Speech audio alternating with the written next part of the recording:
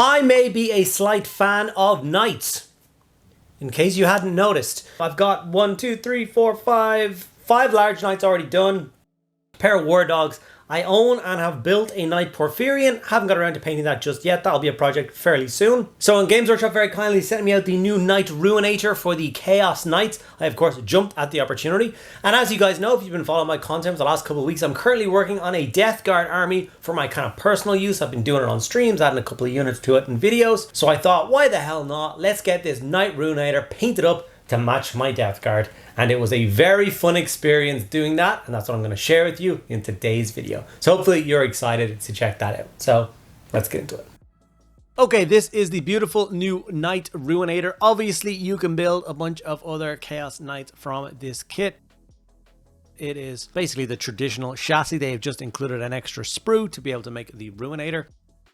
I got the model built in sub-assembled format, which is how I do all of my knights. Usually I leave that top carapace off, but the holes at the top of that for the stacks wouldn't fit through.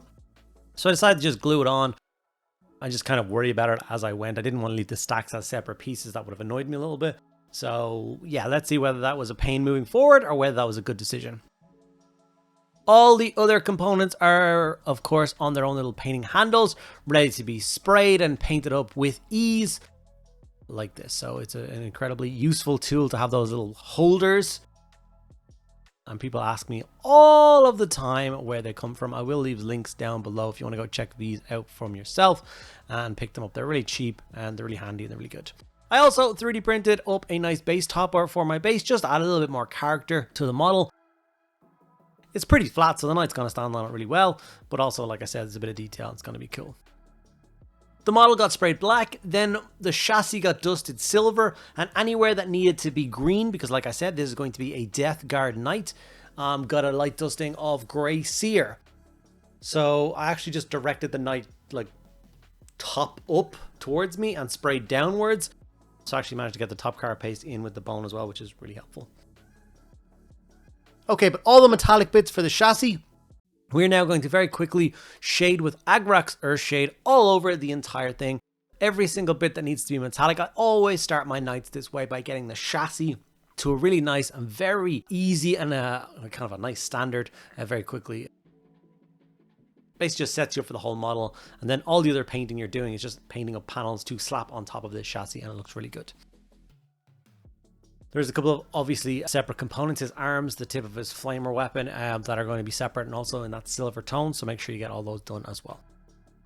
When the shade has completely dry, it looks awful, right? It's blotchy, it's not very nice looking, but that's okay, because what we're going to do is we're going to give a light dry brush of lead belcher across the entire thing. Now all the metallic parts that you have done with the lead belcher and the shade, we're going to give a light dry brush, and that will make an absolutely huge difference to how these look, because right now, like I said, they look pretty awful, and it's such a simple technique. People often kind of forget how useful a skill dry brushing is and the kind of effects you can get by learning some kind of brush control when it comes to dry brushing. The quantities of paint you use on your brush will give you really nice and very simple and very quick and achievable steps. So if we jump a few seconds ahead, you will see this chassis all done with that really nice tone. And as you can see, the silver looks fantastic, very quick to do. But now it is time to work up all of those panels. Now we're going to be doing the same format that we did for all of my previous Death Guard, because I want this guy to blend in with that army. I want him to stomp to war alongside my Death Guard force. In fact, I've already decided that all my Chaos Knights are going to be part of my Death Guard faction. They're all going to be matching the same. Same that I've already done a Warhound in that color scheme. I think it's only fair. So it starts with a Plague Bear Flesh, and you just apply this onto all of those flat panels that you need to be green. Obviously, those are also the panels that you sprayed with the gray base coat at the beginning, which makes it easier to pick out which ones are kind of the right ones and which ones are the wrong ones. Now, if I could go back to the very beginning, I would have put a little bit more effort into that big drill arm that the guy has on his left arm. Has got the big awesome combat drill. The casing for that arm I should have done green. I just did it silver, and it's just like he's a little bit lopsided because there's a gun shield on the side with the flamer, which really balances out the green. His other arm doesn't have any green. It's kind of annoying me. but hopefully we'll go back at some stage and repaint that bit in green. It's a lot of steps. It's a bit of a pain, but yeah, so each to their own, whatever you want to do with that. As you can see, the Plague Bear flesh does go on very, very well, and it looks quite nice with that first initial coat. But of course, after this, we are going to come in with our brown shade, our Agrok Surge shade, and make it look awful again. Because that's apparently what we do with Agrok Surge shade, is we make things look really, really bad, which pushes the model into its ugly stage. And then we'll have to do something to make it look nice again. But it's all part of the process, so please do not freak out when you see what I do to this poor model at this stage. I know it looks really bad right now. I know it looks like I'm ruining a very expensive miniature with contrast and shade, but please do trust the process. Even me, when I was doing this particular part, was worried that I was ruining the model, but I didn't. It looks okay, don't worry. Just stay with me. And while you're staying with me, make sure you like the video, comment, and make sure you're subscribed. It costs you nothing. It's free, but it really helps me out, so go for it. Okay, after the shade has applied to all of the green, and you need to wait for it to fully dry, so if you have to go away and have a cup of tea or whatever, make sure it's fully dry, because the next steps we are going to do is a double layer of stippling. I've got the Artis Opus brush, I've gone for a medium, and we're going to go for Death Guard green and then up into Nurgling green. And as you can see, like I said, we are doing the stippling technique, which is kind of similar to dry brushing, except for the action you're doing with a brush. So you're loading up the brush in much the same way, and you're removing about the same amount of paint you would if you were dry brushing, but then instead of going back and forth in motion, you're stippling or stabbing at the model with that, using different pressures for different areas, and getting this really nice mottled effect across the whole Titan or Knight. I love the idea of seeing all the different colors show through in a paint scheme, making it look really cool and really interesting and stuff. So, like, flat green paint should not be used for Death Guard, I feel. Death Guard don't paint their models green. It is literally corruption and all that grossness. So I think this definitely looks way more natural and way more suiting for Death Guard than a standard scheme does. We are now putting on that Nurgling green, and it's going a lot lighter with that stipple. It's going to give us a really nice effect. But of course, it is going to sit and be a little bit flat still. Don't worry, I see that it's quite flat, and I know and can see that it needs to be punched up in vibrancy. So how in the hell are we going to punch this up with vibrancy and make it look awesome on top of what I've done here without ruining all the previous work? And funnily enough, yellow is what we're going to be using. Specifically, yellow glaze. I have the old Games Workshop yellow glaze, which they unfortunately do not do anymore, but do not fret. I'm not stupid. I'm not making a video for you guys to follow along and not have an alternate paint. So the Too Thin Coats yellow glaze from the Duncan Road series of paints is an exact match to it. So if you don't have any old Lamenter's yellow glaze in your collection from Games Workshop, then just order yourself up one of the Too Thin Coats yellow glaze, and it works absolutely the same. I've tested out both and it works perfectly. So what will yellow glaze do to this scheme? Well, it'll kind of punch it up a lot, make it look like toxic green, which is what I wanted. I don't want this green. Although this green is quite nice, it is quite dull. And I don't think a Knight Titan stomping across the battlefield, firing off a huge big flamer and swinging a big drill fist around should be dull and boring. So most people are shocked by the difference and the transition between the two colors after I've applied the Lamenter's yellow. So as you can see, as it goes on, it just blends all those previous colors together. That mottled green effect looks so good. It punches it up into that toxic green color, which is exactly what I wanted. I am so pleased that I discovered this little trick. I don't even remember the day that I did it first. It was on some Nurgle Demon or Great Unclean one or something. I kind of pulled it across into my Death Guard. And I think it gives you one of the best kind of tones for Nurgle armor I've seen. I've done it on a bunch of different models now, including Mortarion, and it looks awesome. I love seeing the models with a direct like split in the middle, because you can see the side by side of the before and after, and I think that looks really cool.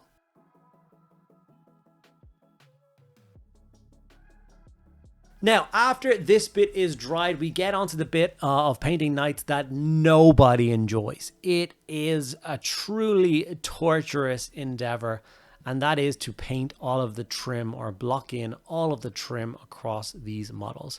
There's so many different armor panels, and they all have monstrous amounts of trim, and you really do just have to take a deep breath, roll your shoulders so they're nice and cracked out, and then spend 2 hours, which is what it took me. It took me 2 hours to base coat in all of the remaining metallics, all the bronze and silver, and I managed to get it washed in the same amount of time. But it was a solid 2-hour block to do that, and my back was screaming by the end of it.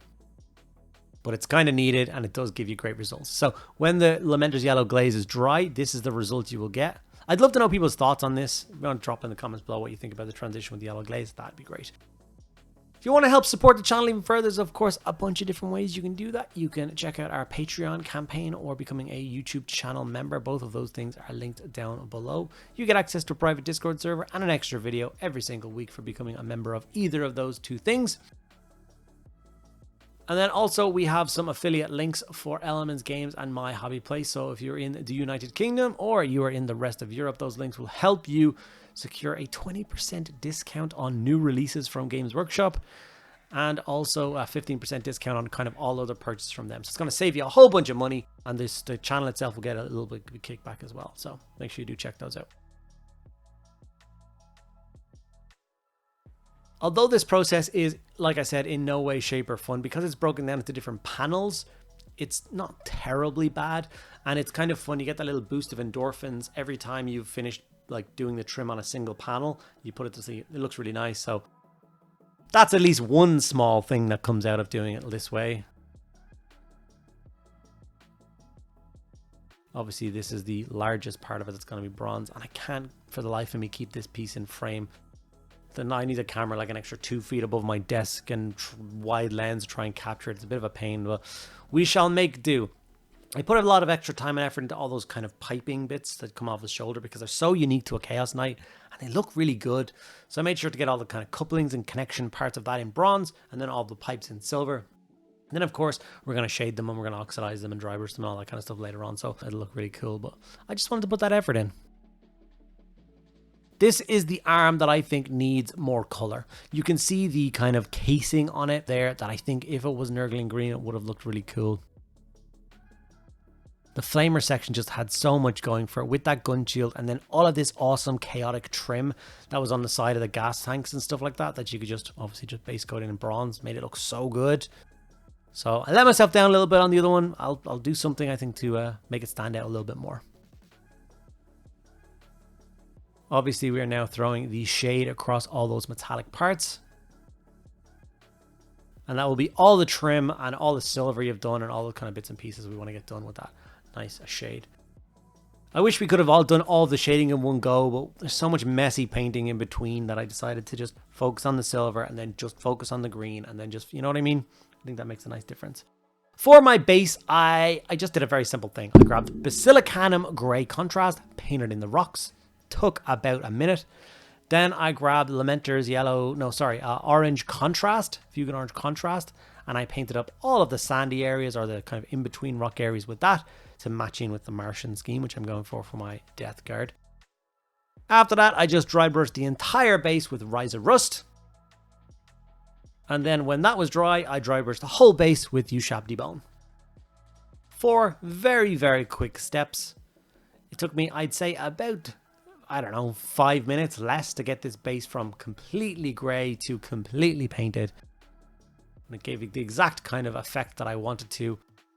I've got a couple more of these bases already printed out, ready for a few more Chaos Knights, and they will all match in.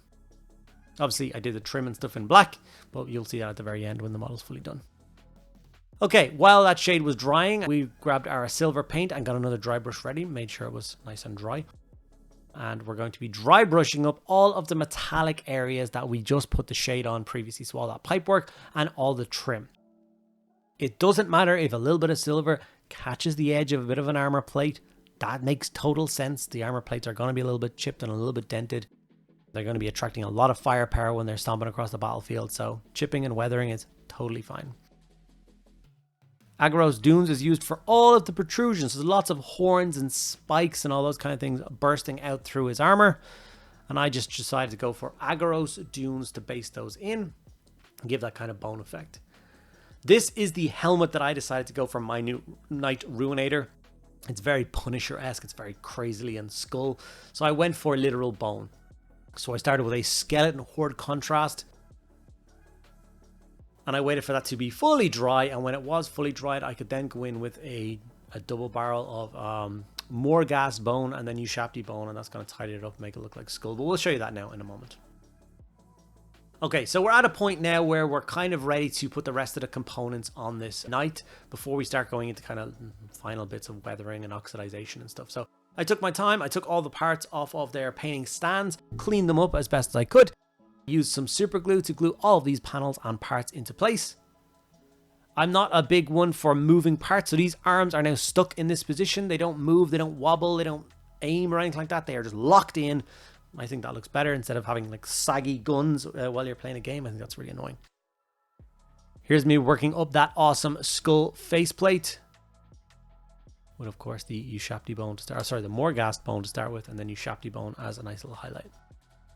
I'd also love to know your thoughts on adding Titans and Knights into specific armies. Like I said, I want these guys to back up and support my Death Guard force. I'm not one for like unique standalone Knight houses. I always feel like they should be accompanied by an army. Maybe that's just me.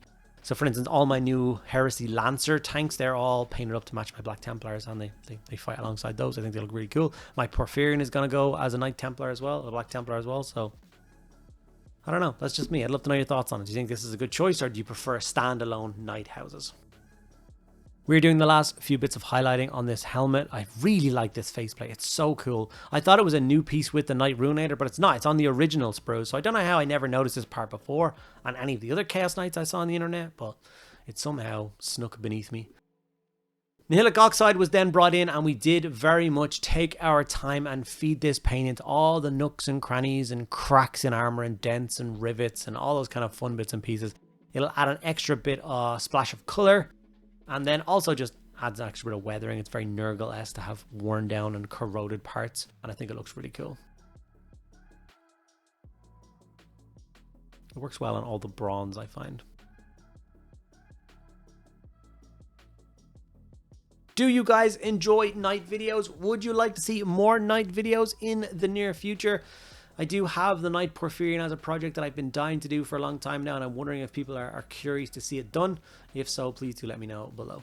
Here is my finished Death Guard Knight Ruinator, I think ready to serve alongside the rest of his brethren. I'm very excited to have this model done. I think it turned out great. I think it's definitely going to suit my Death Guard aesthetic. And I can't wait to get it on a table near me and play some games with it, fire off that flamer and see what that drill fist really can do. Thank you guys so much for sticking around to the end of this video. I'll see you in the next one.